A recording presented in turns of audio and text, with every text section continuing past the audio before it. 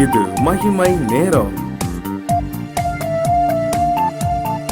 பிதாவாகிய தேவனாலும் கர்த்தராகிய இயேசு கிறிஸ்துவினாலும் உங்கள் எல்லாருக்கும் கிருபையும் இரக்கமும் சமாதானமும் உண்டாவதாக. இந்த புது வருஷத்துல புது மனநிலைகளோடு புதிய எதிர்பார்ப்புகளோடு ஆண்டவருடைய சமூகத்திலே வந்திருக்கிறீர்கள். நாம் ஒருவரை ஒருவர் சந்திக்கத்தக்கதாக கர்த்தர் இந்த நாளிலே நமக்கு பாராட்டின சகல கிருபைக்காகவும் சகல துதியும் கனமும் மகிமையும் அவருக்கு உண்டாகும். செய்திக்கு முன்பாக உங்கள் எல்லாருக்கும் ஒரு புத்தாண்டு வாழ்த்துக்களை நான் கூறுகிறேன். Wish you all very blessed new year. கர்த்தர் தாமே உங்களோடு இருந்து ஒவ்வொரு நாளும் உங்களை நடத்தி இந்த வருஷத்தை நன்மையும் கிருபையும் தொடருகிற ஒரு வருஷமாக உங்களுக்கு ஆசீர்வதித்து தருவாராக. செய்திக்கு முன்பாக நாம் ஜெபித்து இந்த செய்தியை தொடங்கலாம். சர்வ வல்லமையுள்ள எங்கள் நல்ல தகப்பனே, இந்த நல்ல நாளுக்காக உம்மை நாங்கள் ஸ்தோத்திரிக்கிறோம். ஒரு புது வருஷத்தை காணத்தக்கதாக நீர் எங்களுக்கு அனுகிரகம் பாராட்டினீர் ஆண்டவரே. உம்மை நாங்கள் ஸ்தோத்திரிக்கிறோம்.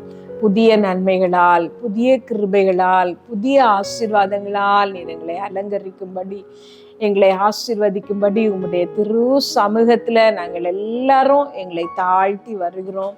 கர்த்தாவே, உம்முடைய கரத்திலிருந்து நாங்கள் பெற்றுக்கொண்ட எல்லா நன்மைகளுக்காக உம்மை நாங்கள் துதிக்கிறோம் ஏசப்பா. மனதார உம்மை நாங்கள் ஸ்தோத்திரிக்கிறோம். எத்தனையோ ஆபத்துகளுக்கு எங்களை விலக்கி காத்தீர், உமக்கு ஸ்தோத்திரம். உம்முடைய கிருபையினால இரக்கங்களினால எங்களை முடிசூட்டினீர் ஆண்டவரே. நாங்கள் துதிக்கிறோம்ப்பா. ஸ்தோத்திரம். இந்த புது வருஷத்தையும் எங்களை எல்லாருக்கும் ஆசீர்வதித்து தாரோம். உமோடு கூட வாழுகிற ஒரு வருஷமாக, எங்கள் ஆவிக்குரிய வாழ்க்கையிலே நாங்கள் வளர்ந்து பெருகுகிற ஒரு வருஷமாக, மிகுந்த கனிகளை தருகிற ஒரு வருஷமாக இதை எங்களுக்கு ஆசீர்வதித்து தாரோம். உம்முடைய கிருபை எங்களோடு கூட இருக்கட்டும் ஆண்டவரே. இப்போதும் நாங்கள் தியானிக்க போகிற இந்த வார்த்தைகள் எங்கள் ஆவிக்குரிய வாழ்க்கைக்கு பிரயோஜனம் உள்ளதாக இருக்கட்டும். ஆவியானவருடைய துணையோடு நாங்கள் இந்த வார்த்தைகளை தியானிக்கவும், கர்த்தாவே உம்முடைய நாம இதனால் மகிமைப்படவும் தக்கதாக என்னையும் உம்முடைய இரத்த கோட்டைக்குள்ளே நீர் பொதிந்து கொள்ளும். கேட்கிற எல்லாருக்கும் திறந்த இருதயத்தை, லீதியாளின் திறந்த இருதயத்தை நீர் கொடுத்துடலாம் ஆண்டவரே. உம்முடைய வேதத்தில் உள்ள மகத்துவங்களை பார்க்கும்படி எங்கள் கண்களை திறந்திரலும். நான் உன் வாயோடு இருந்து நீ பேச வேண்டியதை உனக்கு போதிப்பேன் என்று சொன்னீர். ஆவியானவரே, நீர் பேசும் அப்பா, நாங்கள் கேட்கிறோம். இந்த செய்திகளினால் இயேசுவின் நாமம் மகிமைப்படுவதாக. இயேசுவின் நாமத்துல ஜெபிக்கிறோம். எல்லா மகிமையும் உமக்கு செலுத்துகிறோம். ஜீவனுள்ள எங்கள் நல்ல பிதாவே, ஆமேன். இந்த நாளின் செய்திக்கு ஆதாரமாக நான் எடுத்துக்கொண்ட வேத வசனம் சங்கீதம் 119 89 சில வசனங்களை நான் வாசிக்கிறேன். கர்த்தாவே, உமது வசனம் என்றென்றைக்கும் வானங்களில் நிலைத்திருக்கிறது. உம்முடைய உண்மை தலைமுறை தலைமுறையாக இருக்கும். பூமியை உறுதிப்படுத்தினீர், அது நிலைத்திருக்கிறது. உம்முடைய பிரமாணங்களை நிறைவேற்றும்படி அவைகள் இந்நாள் வரைக்கும் நிற்கிறது. சமஸ்தமும் உம்மை சேவிக்கும். உமது வேதம் என் மன மகிழ்ச்சியாய் இராதிருந்தால் என் துக்கத்திலே அழிந்து போயிருப்பேன். இந்த சங்கீதம் 119 சங்கீதம் வேத வசனத்தின் மகத்துவத்தை பற்றிய ஒரு சங்கீதம். வேதம் எவ்வளவு இன்றியமையாதது என்பதை நமக்கு சொல்லி தருகிற ஒரு சங்கீதம். வேத வசனம் நம்முடைய வாழ்க்கைக்கு முக்கியமானது. உலக பிரகாரமாக நாம் ஜீவனோடு இருப்பதற்கு காற்றும் தண்ணீரும் எவ்வளவு அவசியமோ, அதே போல இந்த உள்ளான மனுஷன், ஆவிக்குரிய மனுஷன் வாழ்வடைவதற்கு நமக்கு மிக மிக அவசியமானது இந்த வேத புஸ்தகம். அது நமக்கு மன்னா, அது நமக்கு ஜீவ தண்ணீரை போல ஜீவன் தருகிற ஒரு விலையேற பெற்ற பொக்கிஷம். கர்த்தர் நம்முடைய கரங்களிலே தந்திருக்கிற எல்லா பொக்கிஷங்களிலும் விலையேற பெற்றது, நாம் பாதுகாத்து வைக்க வேண்டிய ஒரு விலையேற பெற்ற பொக்கிஷம்தான் இந்த வேத வசனம். வேத வசனத்தினால் நாம் இந்த ஜீவனுக்கும் மறு உலக வாழ்க்கைக்கும் தேவையான எல்லா நன்மைகளையும் நாம் பெற்று கொள்ளுகிறோம். உலக பிரகாரமான வாழ்க்கைக்கும் இந்த வேத வசனம் ரொம்ப அவசியம். மறு உலக வாழ்க்கைக்கும் இந்த வேத வார்த்தைகள், வேத வசனம் மிக மிக முக்கியமானது. ஆகவே இந்த வேதத்தை ஒரு பொக்கிஷமாக நாம் நினைத்து அதோடு ஒரு நெருக்கமான ஒரு உறவை ஏற்படுத்தி ஆண்டவரோடு கூட உள்ள அந்த வாழ்க்கையை நாம் தொடர கர்த்தர் தாமே நம்ம எல்லாருக்கும் உதவி செய்வாராக. இந்த வருஷத்திலே, புதிய வருஷத்திலே புதிய தீர்மானங்கள் நிறைய நீங்கள் எடுத்திருப்பீர்கள். அதோடு கூட நீங்கள் எடுக்க வேண்டிய ஒரு தீர்மானம், இந்த வருஷம் நான் வேதம் வாசிக்காத ஒரு நாளே என்னுடைய வாழ்க்கையிலே இருக்காது, நான் எல்லா நாளும் வேதத்தை வாசிப்பேன், ஆண்டோடைய வேத வார்த்தைக்கு நான் முக்கியத்துவம் கொடுப்பேன் என்று சொல்லி ஒரு தீர்மானத்தோடு கூட இந்த வருஷத்தை தொடங்கி பாருங்கள். ஒவ்வொரு நாளும் கர்த்தர் இந்த வார்த்தைகளை கொண்டு உங்களை பலப்படுத்துவார், உங்களை ஆசீர்வதிப்பார். ஆவிக்குரிய வாழ்க்கையிலே நீங்கள் முன்னோக்கி போவதற்கு கர்த்தர் இந்த வார்த்தைகளை கொண்டு உங்களுக்கு அதிகமாக உதவி செய்வார். உலக வாழ்க்கைக்கு இந்த வேத வார்த்தைகள் முக்கியம் என்று சொன்னேன், அது இன்றியமையாதது என்று நான் சொன்னேன்.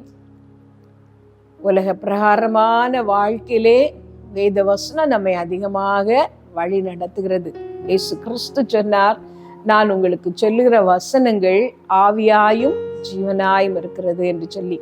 நமக்குள்ளே அது ஒரு ஜீவனை தருகிறது, நமக்குள்ளே இருந்து அது கிரியை செய்கிறது. இந்த உலக வாழ்க்கையிலே உண்மையாக நாம் வாழ்வதற்கு சரீரத்துக்கும் ஆத்மாவுக்கும் தேவையான நன்மைகளை இந்த வார்த்தைகளின் மூலம் பெற்றுக்கொண்ட எத்தனையோ சாட்சிகளை நீங்கள் அறிந்திருப்பீர்கள். ஒன்றுமில்லாமல் போன பொழுது இயேசுவே எனக்கு உதவும் என்று நோக்கி பார்த்த பொழுது, நான் உன்னோடு இருப்பேன், உன்னை ஆசீர்வதிக்கவே ஆசீர்வதிப்பேன் என்று கர்த்தர் சொல்லி ஜனங்களை ஆசீர்வதித்த, குடும்பங்களை ஆசீர்வதித்த சாட்சிகள் எத்தனையோ நீங்கள் கேள்விப்பட்டிருப்பீர்கள். வேதம் நமக்கு அவசியம். உலக பிரகாரமான வாழ்க்கைக்கு வேதம் அவசியம். பலவீனப்படும் பொழுது, சுகவீனப்படும் பொழுது அவர் தமது வார்த்தையை அனுப்பி அவர்களை சுகமாக்குகிறார் என்று வேத வசனத்துல நாம் பார்க்கிறோம்.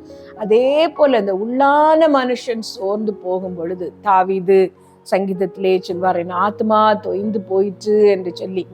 உலகத்திலே நடக்கிற காரியங்கள், நம்முடைய வாழ்க்கையிலே வந்து நேரிடுற சம்பவங்கள் நம்மை சோர்ந்து போக பண்ணுகிறது, பலவீனப்படுத்துகிறது, ஆவிக்குரிய வாழ்க்கையை ஒன்றுமில்லாமல் ஆக்கி விடுகிறது. அப்படிப்பட்ட சந்தர்ப்பங்களிலெல்லாம் வேத வசனத்தை நாம் வாசிக்கும் பொழுது நம்முடைய ஆத்மா உயிர் பெறுகிறது.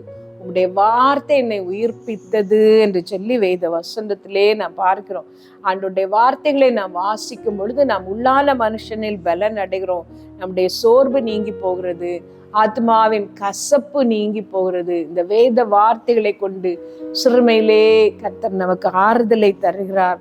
மன மகிழ்ச்சியான நேரங்களிலே அவரை துதிக்க நமக்கு உதவி செய்கிறார். வேதம் நமக்கு எல்லாமாக இருக்கிறது. ஒரு நிமிடம் எல்லாரும் கண்களை மூடி, ஆண்டவரே நீ தந்த இந்த வேதத்துக்காக உமக்கு நன்றி, உம்முடைய வார்த்தைகளையே நீர் எழுதி கொடுத்தீர், உமக்கு ஸ்தோத்திரம் ஸ்தோத்திரம். ஏசப்பா, ஆவிக்குரிய வாழ்க்கையிலே நான் மற்ற காரியங்களுக்கு கொடுக்கிற முக்கியத்துவம் உம்முடைய வேத வார்த்தைகளுக்கு இதுவரை நான் கொடுத்ததே இல்லை. இனிமேல் வேதம்தான் என் மன மகிழ்ச்சி. வேதத்தை நான் நேசிப்பேன், வேதத்தை நான் ஒவ்வொரு நாளும் வாசிப்பேன். உம்மோடு நான் நெருங்கி வாழ்வதற்கு ஏதுவாக இந்த வார்த்தைகளை கொண்டு என்னோடு நீர் பேசும். ஒவ்வொரு நாளும் எனக்கு பலன் தாரும், ஒவ்வொரு நாளும் எனக்கு சுகம் தாரும். நான் பலனோடு இருந்து உமக்கு ஊழியம் செய்யத்தக்கதாக உம்முடைய வார்த்தையின் வல்லமை நான் உணரும்படி நீர் எனக்கு கிருபை செய்யும் என்று கேளுங்கள். எங்கள் நல்ல தகப்பனே, உம்மை நாங்கள் ஸ்தோத்திரிக்கிறோம். இந்த வாரம் முழுவதும் வேதத்தை பற்றி, வேதத்துக்கு நாங்கள் என்ன செய்யலாம் என்பதை பற்றி தியானிக்க போகிறோம். கர்த்தாவே, எங்கள் ஒவ்வொருவருக்கும் அதை ஆசீர்வதித்து தாரோம். இயேசுவின் நாமத்துல ஜெபிக்கிறோம் பிதாவே, ஆமென்.